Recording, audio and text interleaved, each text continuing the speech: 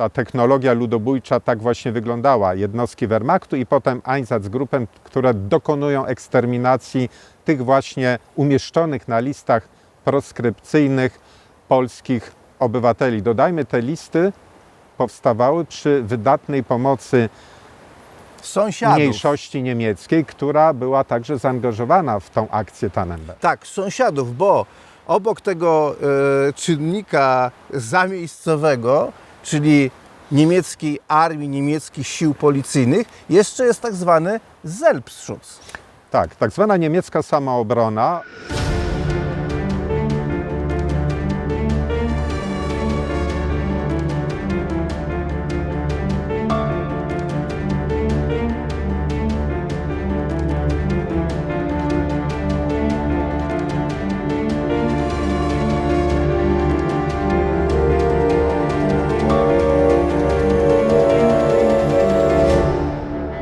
Przed oblicze sądu postawiono ponownie 20 oskarżonych. Przewodniczący Sturmbannführer Gerhard Flesch z Einsatzkommando 14 oświadczył, że za podżeganie i występowanie przeciwko Niemcom zostają skazani na karę śmierci, a wyrok będzie natychmiast wykonany. Na sali rozpraw ustawiono 3 wiadra. Skazańcy musieli do nich włożyć nakrycia głowy i wszystkie osobiste rzeczy wartościowe. W grupach 10 osób zostali potem wyprowadzeni na tzw. plac zamkowy przed gmach sądu. Na placu czekał pluton egzekucyjny. 30 policjantów. Dla zabezpieczenia muru przed kulami ustawiono worki z piaskiem. Skazani stawali twarzą do ściany z podniesionymi do góry rękoma. W pierwszej grupie jeden ze skazańców nie został trafiony i strzelano do niego powtórnie. Następnie lekarz policyjny stwierdzał zgon. Jednak w większości przypadków zachodziła konieczność dobijania z pistoletu. Komando polskich więźniów załadowało zwłoki na przygotowany samochód. Doprowadzono drugą 10 skazanych, którą rozstrzelano w podobny sposób. Ludność Leszna powiadomiono o posiedzeniu sądu doraźnego i o wykonaniu wyroków poprzedniego dnia wieczorem. Ludzie przyglądali się egzekucji z odległości 40-50 metrów. Do żadnych rozruchów nie doszło. Fragment relacji świadka egzekucji w Lesznie 21 października 1939 roku, zamieszczonej w książce Jerzego Zielonki W cieniu swastyki.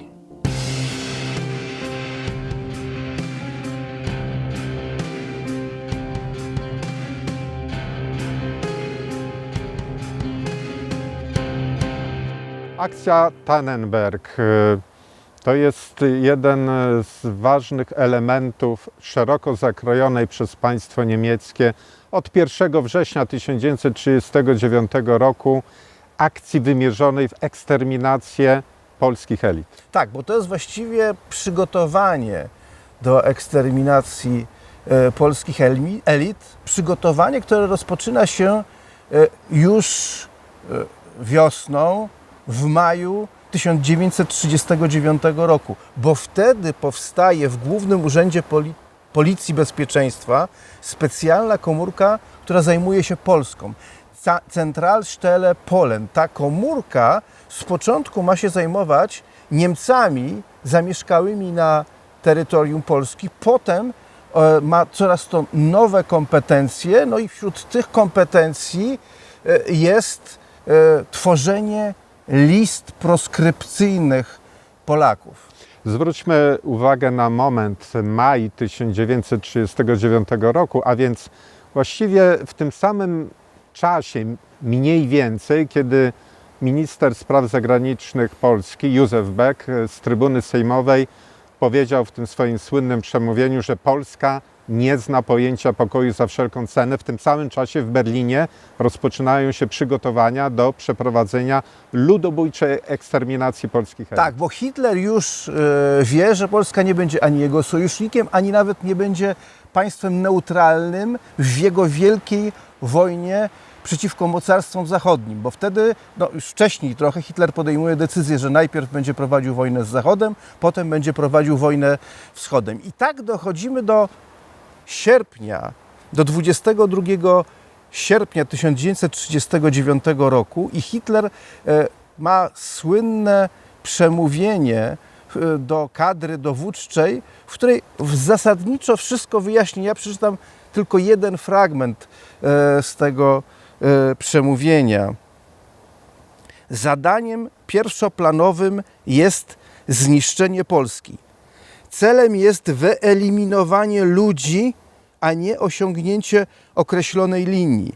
Nawet jeśli wybuchnie wojna na Zachodzie, zniszczenie Polski pozostanie sprawą pierwszorzędną. Zwróćmy uwagę na moment, na ten dzień, w którym te słowa padły. To jest ta ostatnia odprawa Hitlera z najwyższym dowództwem Wehrmachtu przed agresją na Polskę. I to jest dzień, w którym Hitler już był pewny, że ma tak zwany pakt o nieagresji ze Stalinem w kieszeni, bo minister spraw zagranicznych Rzeszy Joachim von Ribbentrop już przygotowywał się do podróży do Moskwy, która zakończy się dzień później podpisaniem słynnego paktu, a tak naprawdę sojuszu ze Związkiem Sowieckim. Ale kluczowe w tym przemówieniu jest to, na co powinniśmy zwrócić uwagę, to jest to słowo wyeliminowanie ludzi, zniszczenie ludzi, a nie osiągnięcie pewnej linii. Tu już jest zapowiedź nowego prowadzenia wojny. Wojna nie ma służyć zdobyciu pewnego terytorium. Tylko ta wojna Hitlera, to będzie nowoczesna wojna XX wieku, ona ma służyć przede wszystkim likwidacji ludzi. Nie tylko żołnierzy, ale również cywili. I cała ta akcja, o której teraz rozmawiamy, ona się tak naprawdę na tym skupia. No bo co jest kluczem w akcji, kto jest głównym podmiotem akcji Tannenberg? Einsatzgruppen. Einsatzgruppen, dodajmy, że Hitlerowi, to widać z tych słów i także to, co działo się w akcji Tannenberg, to poświadczało, nie chodziło o wyeliminowanie Polski na jakimś etapie wojny, tylko w ogóle na trwałe wyeliminowanie narodu polskiego jako czynnika znaczącego w Europie Środkowej. Stąd kryptonim akcji Tannenberg też odwoływał się do pewnego mitu, który był mocno zakorzeniony w niemieckiej kulturze politycznej od czasów I wojny światowej. Przypomnijmy, rok 1914, wielkie zwycięstwo armii niemieckich dowodzonych przez Hindenburga i Ludendorffa nad armiami rosyjskimi w Prusach Wschodnich. I propaganda niemiecka okrzyczała od razu tą bitwę jako zwycięstwo nad barbarzyńskim światem słowiańskim. Ja wracam do tego, jak się prowadziło klasyczną wojnę i czemu służyła klasyczna wojna. Klasyczna wojna służyła zazwyczaj zdobyciu pewnych terytorium, no i oczywiście ludności, wobec państwa, przeciwko któremu prowadzimy tę wojnę. Tutaj Hitler zapowiada, że nie o to nam chodzi. Nie chodzi nam o tę linię, tylko chodzi o całkowite zniszczenie Polaków jako narodu i państwa polskiego jako takiego. I tutaj kluczem są właśnie owe Einsatzgruppen, bo owe Einsatzgruppen, tych Einsatzgruppen jest 6, potem można powiedzieć, że pod koniec wojny niektórzy mówią, że nawet 8 i taka każda specjalna grupa operacyjna, no bo o to tutaj chodzi, ona działa na tyłach armii niemieckich, które wkraczają do Polski. I w tych dokumentach, które my mamy z Głównego Urzędu Policji i Bezpieczeństwa Niemieckiego, nawet jest cel powiedziany. Chodzi o to, żeby zwalczać wrogów Rzeszy i wrogów Niemiec na tyłach frontu. To słowo zwalczać wrogów jest oczywiście typowym niemieckim eufemizmem. Władze niemieckie już od wiosny roku 1939 miały przygotowane dość wyczerpujące listy owych wrogów Rzeszy. Na nich byli umieszczani polscy politycy, samorządowcy, nauczyciele, sędziowie. Byli powstańcy wielkopolscy i śląscy, harcerze, no generalnie przemysłowcy, ziemianie, można powiedzieć szeroko rozumiana polska elita. Ona była potraktowana właśnie od początku przez władze niemieckie jako ten pierwszy cel, tak zwana polska warstwa przywódcza. Tak. I likwidacji, no bo najczęściej mówimy, bo dlaczego ja wracam cały czas do tych Einsatzgruppen? No bo te Einsatzgruppen kojarzy się z następną kampanią Hitlera, kampanią przeciwko Związku Sowieckiego, a zapomina się, że te Einsatzgruppen działały już wcześniej, że to laboratorium ludobójstwa zostało przygotowane i jakby przećwiczone, tak, tutaj, w Polsce.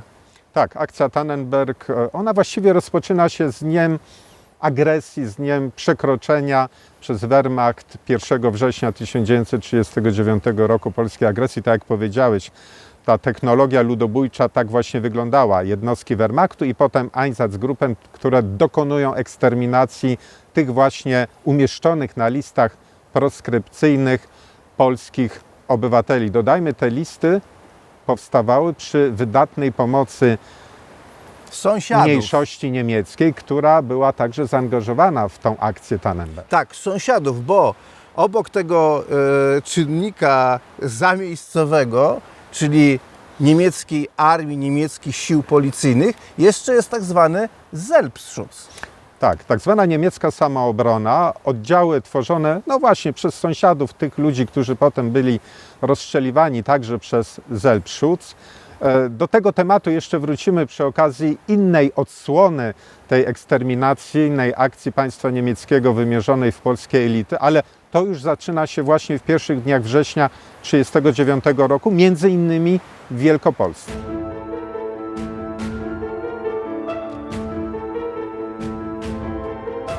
Operacja Tannenberg zakładała wyeliminowanie polskich warstw przywódczych.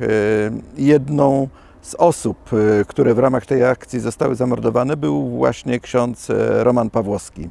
Był proboszczem w Choczu pod Kaliszem i tam podpadł Niemcom, wstawiając się za Polakami w czasie procesu o polską szkołę. To wystarczyło, by znaleźć się na liście tych, którzy będą przeznaczeni do likwidacji. Formalnym powodem jego aresztowania było rzekome posiadanie broni i to wystarczyło, by go rozstrzelać publicznie na Kaliskim Placu 17 października 1939 roku. Ksiądz Roman Pawłowski był postacią niezwykłą, był znany ze swoich patriotycznych poglądów, był też tym księdzem, który udzielał komunii siostrze Faustynie, późniejszej świętej siostrze Faustynie, bo właśnie w ramach operacji Tannenberg eliminowano tych, którzy mogli być jeszcze w Polsce przydatni, którzy mogli stać się wzorem, którzy mogli poprowadzić do wolności, do niepodległości. Jesteśmy tutaj, w Lesie Piaśnickim. Tutaj rozegrał się jeden z aktów, czy jedna z części akcji Tannenberg, bo tutaj to jest największe miejsce, jeśli idzie o ofiary akcji Tannenberg na Pomorzu. Tak, przypomnijmy dla uporządkowania też pewnej terminologii, akcja Tannenberg, czyli eksterminacja przede wszystkim polskich elit, ale no nie tylko, no bo też na przykład dokonywano egzekucji osób nieuleczalnie chorych, także przywożonych z samej Rzeszy w różnych miejscach Wielkopolski czy też województwa pomorskiego. To była część, to był właściwie taki wstęp do szerszego przedsięwzięcia ludobójczego, które przeszło do historii jako Inteligenz Aktion, czyli akcja wymierzona w polską inteligencję, która miała właśnie spełnić ten cel, który zarysował cytowany przez siebie Adolf Hitler już 22 sierpnia 1939 roku, żeby na trwałe wyeliminować polski naród tak naprawdę jako byt, który może zagrozić tym dalekosiężnym imperialnym planom III Rzeszy.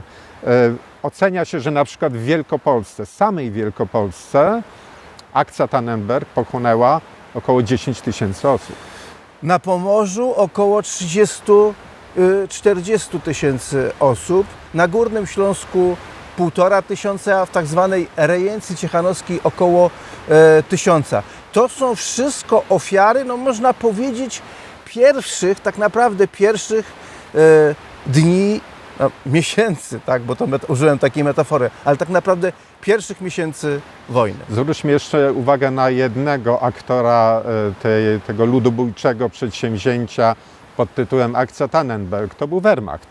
W mitologii niemieckiej nazywany rycerskim Wehrmachtem, bo każe nam się sądzić, że tak naprawdę Wehrmacht wykonywał swoje rzemiosło wojenne, a ci źli ludzie z Einsatzgruppen, z SS, z policji, no to byli bandyci. Natomiast Wehrmacht nic takiego. No, pierwsze dni września 1939 roku, właśnie na przykład w Wielkopolsce, w takich miejscowościach jak Kłecko, Mogilno, Trzemeszno, gdzie oddziały Wehrmachtu razem z Selbschutzem i właśnie Einsatzgruppen dokonywało masowych egzekucji polskich cywili. Mamy tutaj taki cytat, relację niemieckiego żołnierza, który jest świadkiem tego, jak SS, SD i Selbstschutz rozstrzeliwuje Polaków. Może posłuchamy.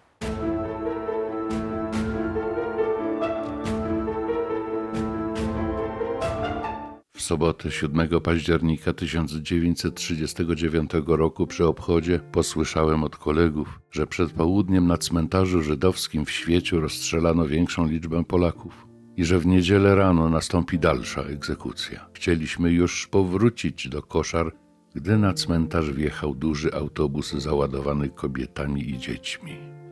Widzieliśmy, jak grupa złożona z kobiety i dzieci w wieku od około 3 do 8 lat została zaprowadzona do wykopanego grobu długości około 8 metrów. Kobieta musiała wejść do grobu z najmłodszym dzieckiem na ręku. 2 pozostałych dzieci podali jej członkowie oddziału egzekucyjnego. Kobieta musiała się położyć twarzą do ziemi, jej 3 dzieci podobnie z lewej strony. Wtedy do grobu weszło 4 mężczyzn, trzymając lufy 30 centymetrów od karku. Rozstrzelali kobietę i jej dzieci. Nadzorujący Sturmbannführer zażądał, bym pomógł grób zakopać. Mogłem popatrzeć, jak dalsze grupy kobiet i dzieci w ten sam sposób były rozstrzeliwane. Rozstrzelano 9-10 grup kobiet i dzieci. Rozstrzeliwanie oglądało z odległości około 30 metrów około 200 żołnierzy Wehrmachtu. Żołnierze Wehrmachtu znaleźli sobie rozrywkę w niedzielę, nudzili się, no i doszły do nich wiadomości, że szykuje się event w postaci rozstrzeliwania Polaków, polskich cywili. Przyszli, zobaczyli, byli zainteresowanymi widzami, oczywiście nie przyszli tam po to, żeby kogokolwiek powstrzymywać.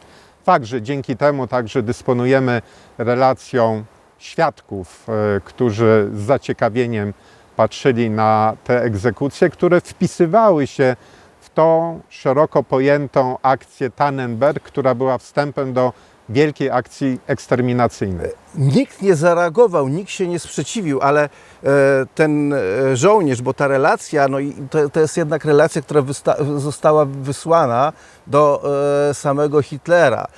I tym relacjonującym wstrząsnęło to, że były mordowane kobiety i dzieci. To raczej nie chodziło tyle o współczucie chyba, no co o troskę o wizerunek armii niemieckiej, że to się publicznie wszystko tak dokonuje. Ale to jest właśnie charakterystyczne, że widziała to, co się stało, ten Kaź widziało 100 osób, tak więc nie może być wątpliwości co do tego, że Niemcy nie wiedzieli, co się dzieje, co się działo.